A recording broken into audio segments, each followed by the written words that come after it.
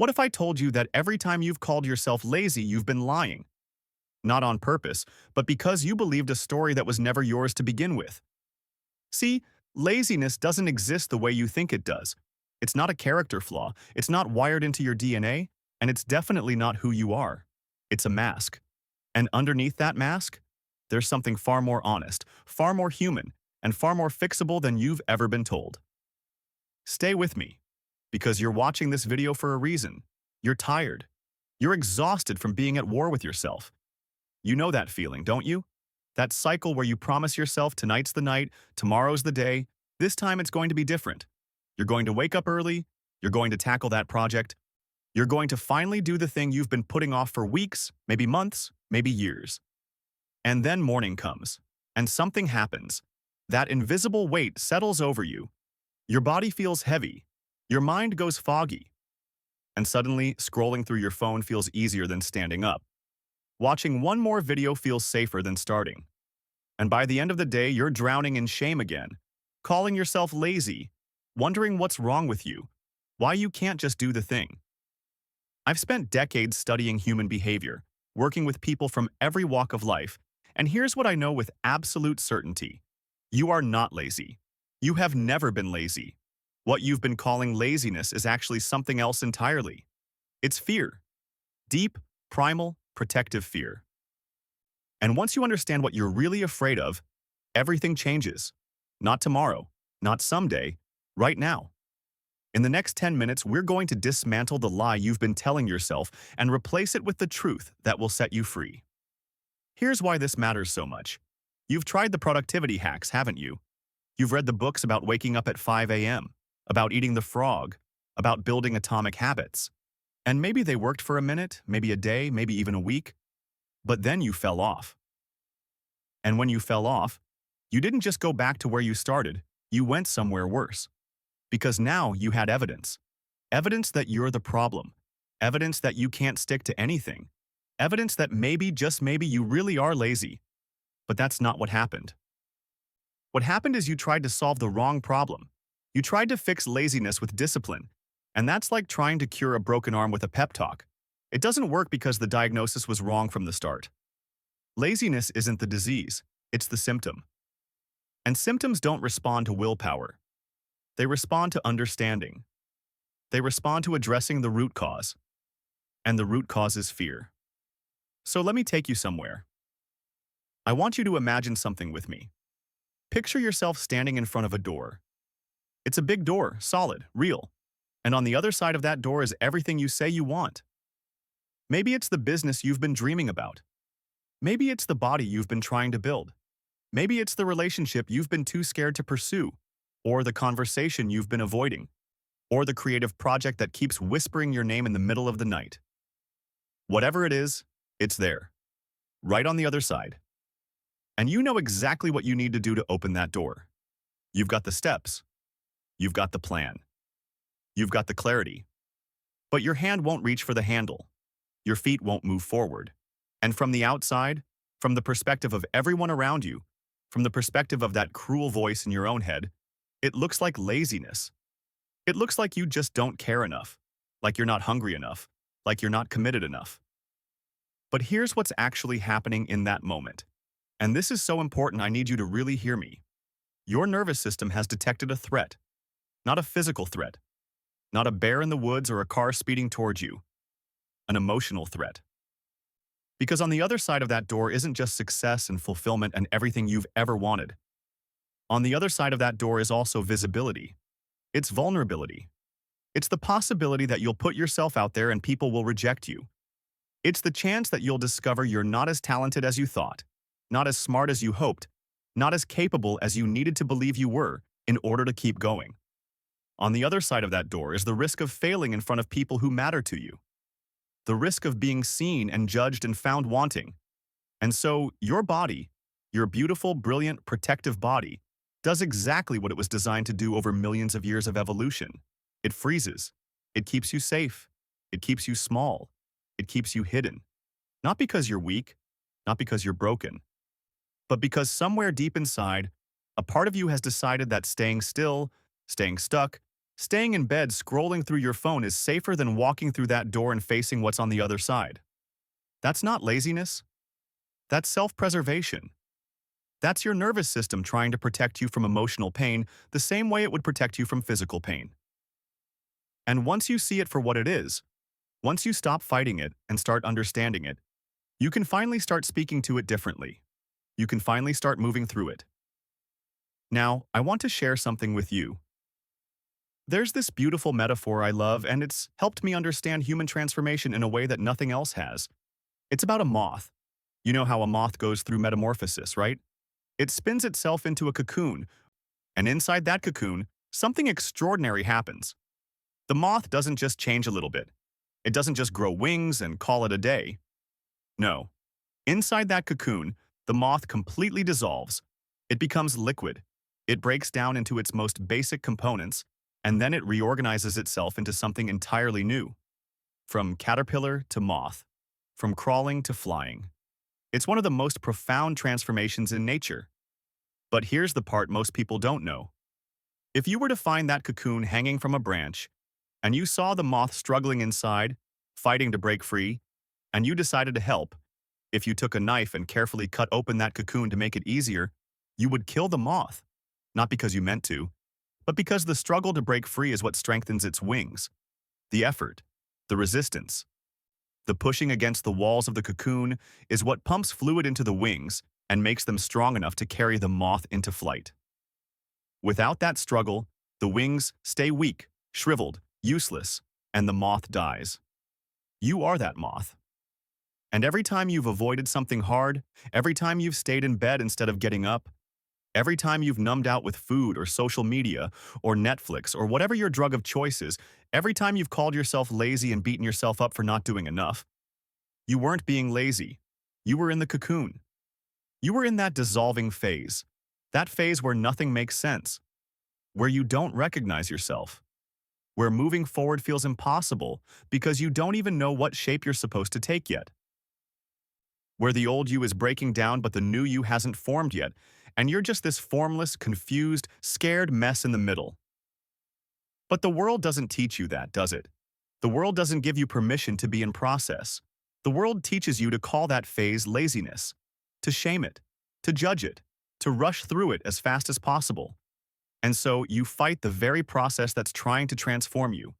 You take the knife to your own cocoon. You try to force yourself out before you're ready. And then you wonder why your wings don't work. Why you can't seem to fly. What if you stopped fighting it? What if you trusted the process? What if the next time you felt that resistance, that heaviness, that paralysis, instead of calling it laziness, you said to yourself, I'm not lazy. I'm reorganizing. I'm dissolving the old version of myself so the new one can emerge. I'm in the cocoon, and that's exactly where I need to be right now. Because here's the truth, and I mean this with every fiber of my being. Your resistance is not random. It's not proof that you're broken. It's information.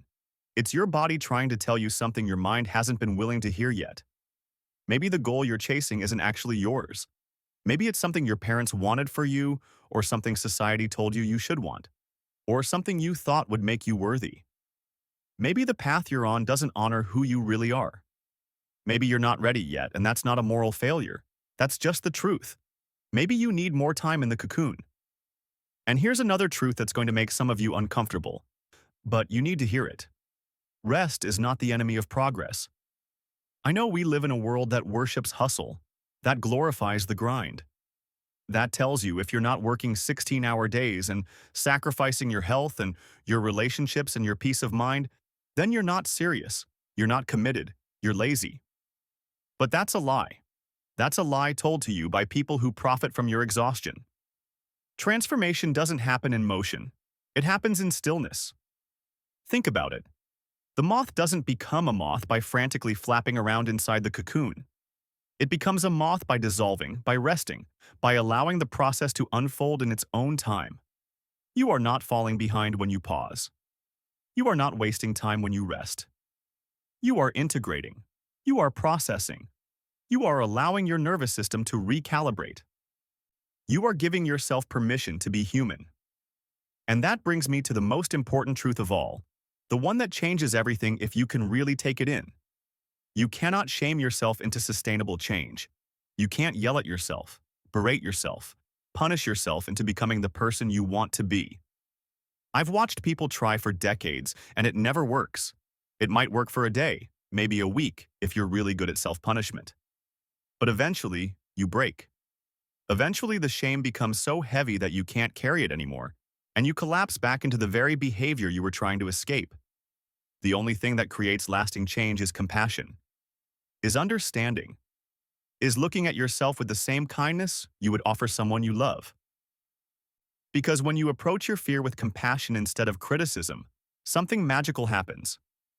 The nervous system relaxes, the defenses come down, and suddenly, that door doesn't look so terrifying anymore. So let me give you something practical. Something you can do today. Not tomorrow when you feel more motivated. Not next week when things settle down. Today. Right now. Here's what I want you to do. First, name the fear. Get out a piece of paper, open up the Notes app on your phone, whatever works for you, and write this sentence. I'm not lazy, I'm afraid of blank. And then fill in that blank. Be brutally, courageously honest with yourself. What are you really afraid of? Are you afraid of failing, of being judged, of discovering you're not good enough? Are you afraid of success? And I know that sounds weird, but so many people are terrified of success because success means responsibility, visibility, expectation. Success means you can't hide anymore. So what is it for you? Name it. Say it out loud. Because the moment you name your fear, you take away its power to control you unconsciously. Second, change how you speak to yourself. The next time that resistance comes up, the next time you're supposed to do something and your body just won't cooperate, don't yell at yourself. Don't call yourself lazy or worthless or pathetic. Instead, try this. Put your hand on your heart and say, I see you. I know you're trying to protect me. I know you think this is dangerous, but I'm safe now. We're safe. And we can do this together. I promise I won't abandon you. I promise I won't push you harder than you can handle. But we're going to take one small step forward. Just one. And we're going to do it with love. Third, and this is crucial, take the smallest possible action. Not the bold one, not the impressive one, not the one that's going to make you feel like you finally fixed yourself. The one that feels almost embarrassingly easy. If you're supposed to write a book, write one sentence. If you're supposed to start a business, send one email. If you're supposed to work out, do 5 push-ups. Because here's what most people don't understand. Action rewires the nervous system faster than thought ever will. Every time you take action, even tiny action, you're sending a message to your brain that says, we did the thing and we survived. We opened the door a crack and the world didn't end. And that builds trust. That builds momentum.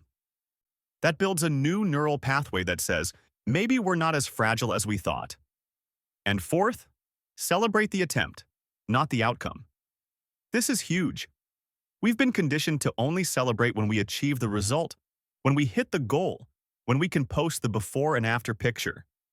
But that's not where the transformation happens. The transformation happens in the moment you decide to try. In the moment you show up even though you're scared. That's the win. That's what you need to reinforce, because when you celebrate the attempt, you're building trust with yourself. You're saying, I showed up for me, and that's enough. Look, I know this isn't the advice you expected. I know you probably came here looking for a productivity hack, a motivation boost, something to finally fix you. But here's what I need you to understand. You don't need fixing. You never did.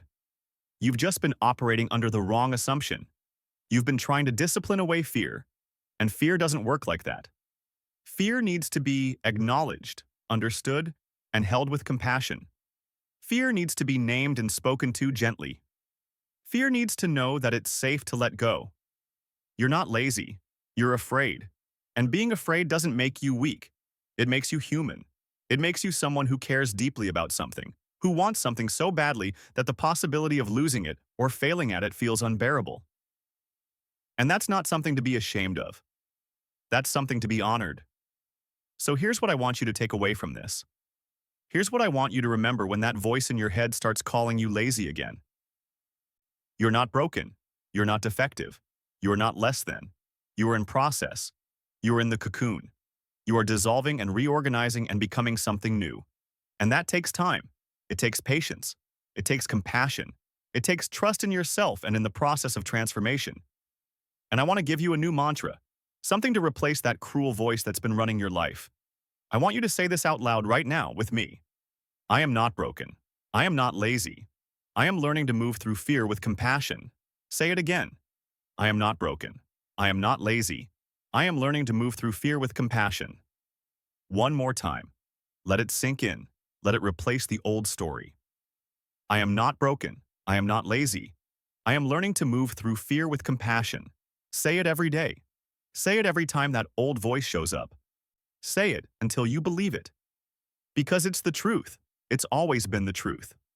You've just been too afraid to believe it. If this video resonated with you, if something shifted inside as you listened, if you're sitting there right now feeling seen in a way you haven't felt in a long time, I need you to do something for me. Hit that like button.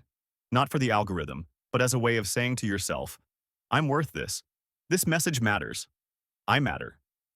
And then drop a comment below and tell me, what's one fear you're ready to name today?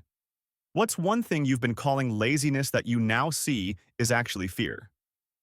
Let's create a space where we can all be honest, where we can all be human together.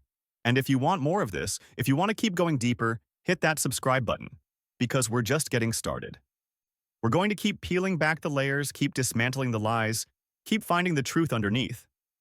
You've got this, and I've got you. Now go be human. Beautifully, imperfectly, courageously human. You're not lazy, you never were, and now you know.